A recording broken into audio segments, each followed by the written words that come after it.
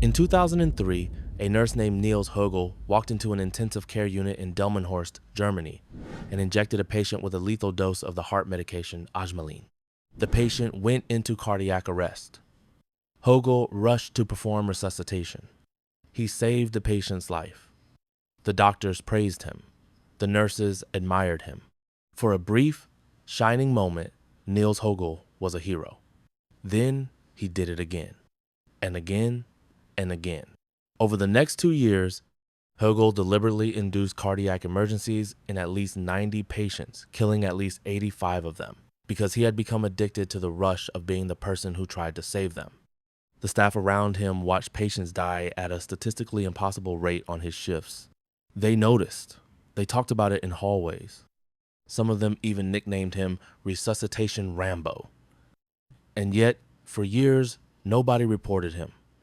Nobody intervened.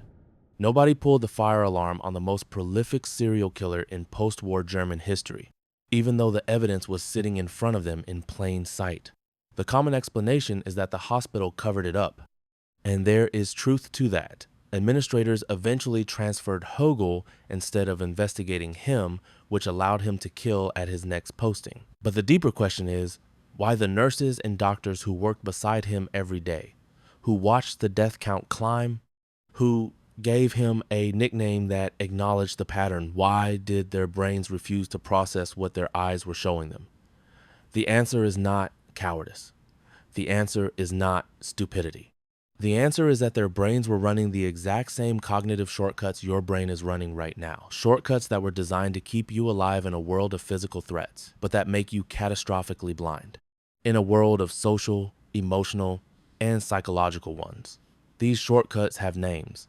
They have been studied for decades. They are predictable, repeatable, and exploitable. And 7 of them are responsible for more human suffering, more financial ruin, more broken relationships, and more stolen autonomy than all the others combined. The nurses around Hogel were caught in a web of these traps without knowing it. They were anchored to his reputation as a skilled resuscitator. The first impression had been set, and every subsequent data point was evaluated relative to it. Their confirmation bias filtered the anomalies as coincidences rather than patterns, because the alternative that a colleague was murdering patients was too far outside their existing framework to process. The sunk cost of their professional relationship with him, the years of working side by side, made confrontation feel like a betrayal of everything they'd built. The social proof of nobody else raising the alarm made each individual's silence feel rational rather than complicit. And the bias blind spot, the master trap that sits above all the others, ensured that each person believed they were seeing the situation clearly, objectively, rationally, when in fact their reasoning had been compromised from the first day Hogel walked onto the ward and saved a life he had secretly endangered. Every trap I'm about to describe was operating in that hospital. Every trap I'm about to describe is operating in your life right now. And by the time you understand all 7, you will never be able to unsee them, which is the only thing these traps have never been able to survive.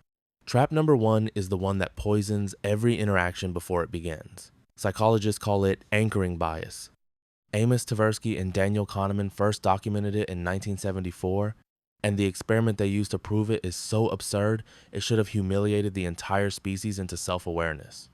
They placed participants in front of a rigged wheel of fortune. The wheel was designed to land on either 10 or 65. After the wheel stopped, participants were asked an unrelated factual question. What percentage of African countries are members of the United Nations? The people who saw the wheel land on 10 guessed around 25%. The people who saw the wheel land on 65 guessed around 45%. A random number on a game show prop a number that had absolutely nothing to do with African geopolitics shifted their estimates by 20 percentage points. Their brains seized the first number available and built their entire reasoning around it, like a vine growing around whatever post happens to be closest. This is not a laboratory curiosity. This is happening to you every day in ways you never detect. When a car dealership puts a sticker price of $60,000 on a vehicle worth $35,000, they are not setting a price. They are installing an anchor in your skull. When you negotiate them down to $45,000, your brain gives you a hit of dopamine. You saved $15,000. Except the car was always worth 35. You overpaid by 10,000 while feeling the neurochemical reward of victory. The anchor converted a loss into an emotional win. When a real estate agent shows you 3 terrible apartments and then shows you a mediocre one, the mediocre one looks exceptional. When a manipulative partner opens an argument with an outrageous accusation, "You never loved me, you've been lying since the day we met," and then settles for a smaller concession like monitoring your phone, the concession feels reasonable relative to the anchor. You didn't agree because it was fair. You agreed because the starting position was so extreme that anything less felt like mercy. Anchoring controls the frame. And whoever controls the frame controls the negotiation, the argument, the relationship, and eventually your perception of what is normal. The most dangerous anchors are the ones set so early in a relationship or a situation that you never recognize them as anchors at all. They just feel like the way things are. Trap number 2 controls something even more fundamental than your frame of reference. It controls which pieces of reality your brain allows through the gate.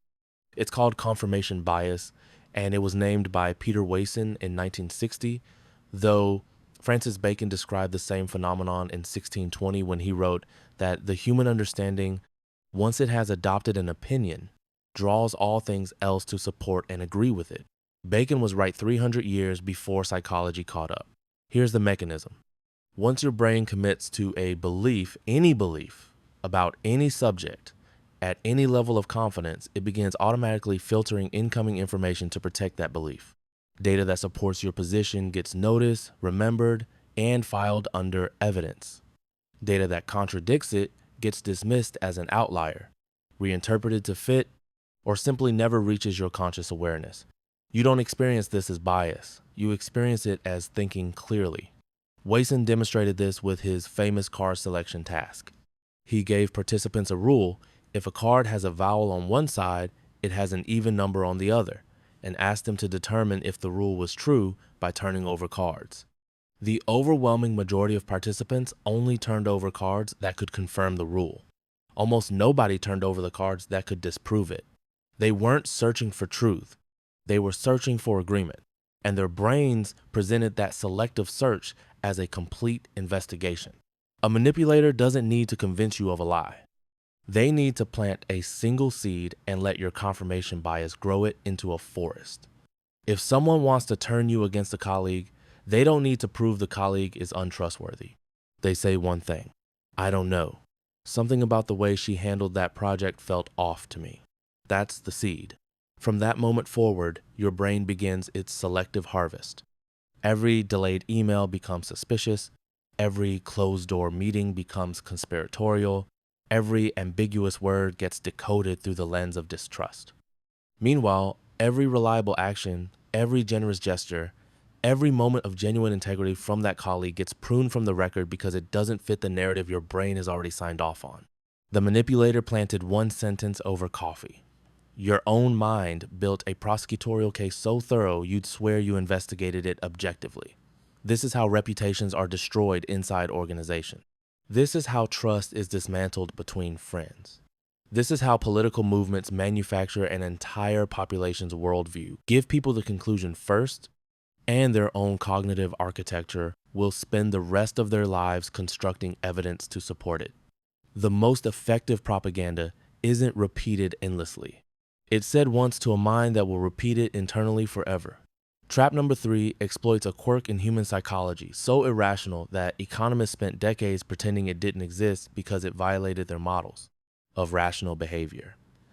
It's called the sunk cost fallacy, and it's the reason people stay in jobs that are destroying their health, relationships that are eroding their identity, and investments that are draining their savings long after every objective indicator is screaming at them to leave. A sunk cost is any expenditure of time, money, energy, or emotion that has already occurred and cannot be recovered. The rational response to a sunk cost is to ignore it completely. Past spending is irrelevant to future decisions. The only question that matters is whether continuing forward produces a better outcome than stopping. But human brains do not operate rationally when past investment is on the line. Hal Arcas and Catherine Bloomer proved this in 1985 with a study that should disturb anyone who believes they make decisions logically. They sold theater tickets at different prices: full price, moderate discount, and deep discount. The people who paid full price were significantly more likely to attend a performance they no longer wanted to see. The show was the same. The evening would be equally wasted. But the full price buyers couldn't walk away because their brains had fused the past expenditure to the future decision, as if sitting through a miserable play could retroactively make the purchase worthwhile. It can't. Nothing can. The money was gone the moment it was spent. But the brain refuses to accept this, because accepting it means accepting a loss. And accepting a loss activates the same neural circuits as physical pain. Watch how this trap operates at scale. You've spent 12 years in a career that makes you miserable. You know you should leave. But your brain calculates the 12 years as an investment that would be wasted by leaving. So you stay for year 13, which adds to the sunk cost, which makes year 14 even harder to walk away from, which makes year 15 feel impossible. The trap deepens with every unit of time you feed it. A manipulative partner knows this architecture intimately, even if they've never heard the term. After everything we've been through, after all the time we've invested, after all I've sacrificed for you, each of these sentences is a sunk cost grenade thrown directly into the part of your brain that cannot distinguish between what has already been spent and what might still be saved. The abusive boss who reminds you of your tenure when you raise a complaint, sunk cost. The friend who guilt trips you with shared history when you try to set a boundary, sunk cost. The scam artist who asks for a small deposit and then incrementally increases the request sunk cost escalation, where each payment makes the next one psychologically easier because walking away means admitting every previous payment was a loss. Your own loyalty, your own persistence, your own refusal to give up the very qualities you were taught to be proud of are being reverse engineered into a leash. And you are holding the other end yourself, pulling it tighter with every year you stay. Trap number 4 operates through the most ancient and powerful force in human decision-making, raw, unprocessed fear. It's called loss aversion, and Kahneman and Tversky documented it in their 1979 prospect theory, which went on to reshape the entire field of behavioral economics and eventually win Kahneman the Nobel Prize. The core finding is deceptively simple. Losing something hurts approximately twice as much as gaining the equivalent thing feels good. Lose $100 and you'll feel roughly twice the emotional intensity as you would finding $100. This asymmetry sounds like a minor quirk until you trace its influence through every major decision in your life. Loss aversion is why you don't leave the job you hate. The guaranteed misery of your current situation feels safer than the unquantified risk of change, because change means potential loss, and your brain weights potential loss twice as heavily as potential gain. It's why you stay in the friendship that drains you, because a bad friend registers as a possession you'd be losing, while the potential for a better friendship is a gain your brain discounts by half. It's why you cling to political beliefs, religious frameworks, and personal identities that no longer fit who you've become, because updating a worldview requires admitting the previous one was wrong, and admitting error is processed by the brain as a loss of self. Now watch how this gets weaponized. Limited time offer. Only 3 left in stock. This price expires at midnight. You'll never get this opportunity again. Every one of these phrases has been engineered to shift your cognition from gain evaluation to loss prevention. And the moment your brain enters loss prevention mode, the quality of your reasoning collapses in measurable, predictable ways. You stop asking, "Is this good for me?" and start asking, "What will I lose if I don't act right now?" The first question invites analysis. The second question invites panic. And panic is the native language of your amygdala, the part of your brain that processes threats at a speed your prefrontal cortex can never match. By the time your rational mind catches up, your credit card is already out. But loss aversion isn't just a sales tactic. It's the invisible fence around every bad situation you've ever stayed in too long. The relationship where leaving meant losing the house, the friend group, the shared memories, the future you'd imagine, even though staying meant losing yourself one day at a time. The job where quitting meant losing the salary, the status, the pension, the certainty, even though staying meant losing your health and your hours and your ability to feel anything but exhaustion. Loss aversion doesn't keep you in a cage. It makes you believe the cage is safer than freedom. And the lock on the door isn't a lock at all. It's a calculation your brain has run incorrectly since the Pleistocene, weighting what you might lose at double the value of everything you might gain. Trap number 5 is the one that fills boardrooms with the wrong people and empties them of the right ones. It's called the Dunning-Kruger effect, named after David Dunning and Justin Kruger, who published their research at Cornell in 1999. The finding is as elegant as it is devastating. People with the least knowledge about a subject consistently rate their own competence the highest. People with the most knowledge consistently rate theirs lower. The incompetent person is not just wrong, they lack the tools to know they're wrong. Their ignorance deprives them of the very framework they would need to recognize their own ignorance. Meanwhile, the expert sees the full complexity of the landscape, recognizes how much they don't know, and communicates with appropriate uncertainty. And who does the room follow? The confident one. Dunning and Kruger tested this across multiple domains: logical reasoning, grammar, humor, recognition, and found the same pattern every time. The bottom quartile of performers estimated their ability at the 62nd percentile. They didn't just think they were adequate, they thought they were above average. They were wrong by a margin that would be comical if the consequences weren't so serious. Because the Dunning-Kruger effect doesn't just explain why incompetent people are confident, it explains why confident people are trusted. Human social cognition treats certainty as a proxy for competence. When someone speaks without hesitation, without qualification, without the "it depends," and, on the other hand, that characterize genuine expertise, your brain codes them as someone who knows. This is how unqualified leaders rise. This is how bad medical advice spreads faster than good medical advice. This is how financial scams attract sophisticated investors, because the scammer radiates certainty and the skeptic radiates doubt, and your brain has been engineered by evolution to follow certainty into the fire. The manipulator who projects absolute confidence about a subject they barely understand isn't always lying. Many of them genuinely believe their own confidence. They are not performing certainty, they are experiencing it. And that authentic experience of certainty is what makes them so convincing, because you can usually detect someone pretending to be confident, but you cannot detect someone who is genuinely confident and genuinely wrong. That combination, sincere confidence married to deep ignorance, is the most dangerous psychological profile in any human group. And your brain is designed to hand it the microphone every single time. Trap number 6 controls your behavior through a force so pervasive that resisting it feels physically uncomfortable. It's called social proof, and Robert Cialdini formally documented it in his 1984 book Influence, though humans have been exploiting it since the first tribe gathered around the first fire. The principle is this: when you are uncertain about what to do, you observe what others are doing and use their behavior as a guide for your own. In many situations, this is a perfectly rational strategy.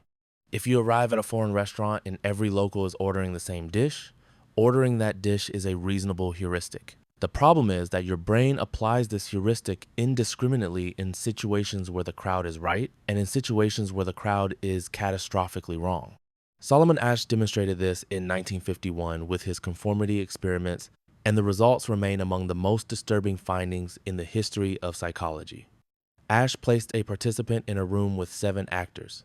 The actors were instructed to unanimously give an obviously wrong answer to a simple visual question: which of 3 lines matches the reference line? The correct answer was unmistakable. A child could see it. And yet, 75% of participants conformed to the group's wrong answer at least once over the course of the experiment. 32% conformed on the majority of trials. When interviewed afterward, some participants said they conformed because they didn't want to stand out. But others, and this is the part that should keep you awake, reported that they genuinely began to doubt their own perception. The group didn't just change their behavior, it changed what they believed they were seeing. Their own eyes were overruled by social consensus. Manipulators manufacture social proof the way factories manufacture products systematically, at scale, and for profit. Fake reviews, paid testimonials, staged crowds at political rallies, astroturfing campaigns that create the illusion of grassroots support, bot networks that generate thousands of fake endorsements overnight, online mobs coordinated to create the appearance of unanimous agreement on a position that was actually held by a small group of organized actors. Everyone agrees with this. Nobody serious believes that anymore. You're the only one who still thinks this way.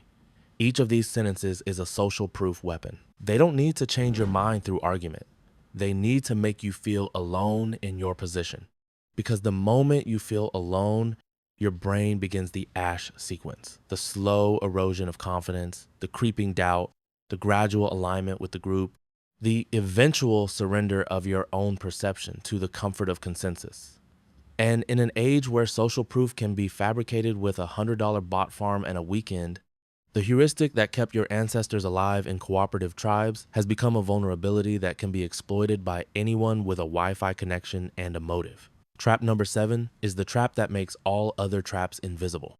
It is the final boss, the one you cannot defeat by understanding it, because understanding it triggers the very mechanism it describes. It's called the bias blind spot, and it was identified by Emily Pronin, Daniel Lin, and Lee Ross at Stanford in 2002. Their finding is the most elegant paradox in cognitive science. You are significantly better at detecting cognitive biases in other people than you are at detecting them in yourself. When someone else stays in a terrible relationship because of sunk costs, you see it clearly. When you stay, you call it commitment. When someone else follows the crowd, you call it conformity. When you do it, you call it common sense. When someone else trusts a confident idiot, you shake your head. When you do it, you experience it as recognizing competence. Pronin's research went further. She found that even after participants were extensively educated about cognitive biases after they could name each bias, describe its mechanism, and identify in case studies, they continued to believe that they personally were less susceptible to those biases than the average person. Education didn't fix the blind spot. It widened it. Because now participants had a new reason to believe they were exempt. They knew about the biases, so surely they would catch them in action. They didn't. Nobody does. This is the master trap because it is the immune system of every other trap on this list. Anchoring works on you because your bias blind spot tells you your evaluation was independent. Confirmation bias works on you because your blind spot tells you your evidence gathering was objective. Sunk cost fallacy works on you because your blind spot tells you your persistence was rational. Loss aversion works on you because your blind spot tells you your fear was proportionate. Dunning-Kruger works on you because your blind spot tells you your confidence was earned. Social proof works on you because your blind spot tells you your agreement was voluntary. And the bias blind spot works on you because, and this is the final turn of the screw, your blind spot tells you that you are the one person in this audience who is genuinely processing these traps objectively. You are not, I am not, nobody is. The bias blind spot is not a failure of intelligence. It is a structural feature of human consciousness. You cannot see your own cognitive processes from the outside. You are always inside the system looking out. And the system always looks clear from the inside, even when it is running the most distorted, manipulated, compromised version of reality imaginable. These 7 traps do not operate in isolation. They form a kill chain, a sequence of cognitive failures that compounds into total psychological capture. Anchoring sets the frame. Confirmation bias filters reality to reinforce the frame. Sunk cost fallacy locks you into the frame by weaponizing your past. Loss aversion paralyzes you with fear of what leaving the frame might cost. Dunning-Kruger gives the person controlling the frame an unearned advantage in credibility. Social proof makes the frame feel unanimous. And the bias blind spot makes the entire chain invisible by convincing you that your experience of the frame is reality itself. Every manipulator in your life is running some version of this chain, whether they know the science or not. The partner who set the emotional terms of the relationship in the first month and has been adjusting them by inches ever since anchoring into sunk cost, into loss aversion. The colleague who dropped one doubt about your ally 6 months ago and watched you dismantle the relationship yourself, anchoring into confirmation bias. The leader who speaks with total certainty while knowing less than anyone in the room, surrounded by people who nod because everyone else is nodding Dunning-Kruger into social proof. The organization that celebrates your loyalty while making you terrified of what you'd lose by walking away, sunk cost into loss aversion. And all of it sealed behind the bias blind spot that tells you this is just the way things are, that your view is clear, that you see the situation as it really is. The nurses in that German hospital were not stupid. They were not cowards. They were running the same cognitive software you are running right now. Software that was designed for a world where threats came from predators and weather and rival tribes, not from the person standing next to you in scrubs saving lives they secretly endangered. Their anchoring bias locked Hogel into the skilled nurse frame. Their confirmation bias filtered the mounting deaths as tragic coincidences. Their sunk cost in the professional relationship made confrontation feel like betrayal. Their social proof, nobody else is reporting this, so maybe I'm overreacting, validated inaction. And their bias blind spot told each of them, individually, that they were seeing the situation clearly while 85 people died. Your brain is the most sophisticated organ ever produced by evolution. It is also the most easily deceived, not despite its sophistication, but because of it. The shortcuts that make it fast are the same shortcuts that make it blind. The heuristics that let it process millions of data points per second are the same heuristics that let a manipulator slip a false frame through the gate without triggering a single alarm. You cannot remove these shortcuts. They are hardwired. They will fire automatically for the rest of your life. But there is a gap, a half second of neurological daylight between the moment a bias fires and the moment your response locks in. That half second is the only territory in your entire cognitive landscape that belongs to you. Everything before it is automatic.